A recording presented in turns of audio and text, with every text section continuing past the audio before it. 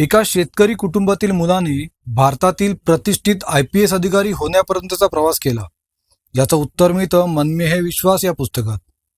विश्वास नांगरे पाटील यांचं मन में है विश्वास हे आत्मचरित्र केवळ यशोगाथा नाही, तर संघर्ष, जिद्द आणि आत्मविश्वासाचा प्रेरणादायी प्रवास आहे.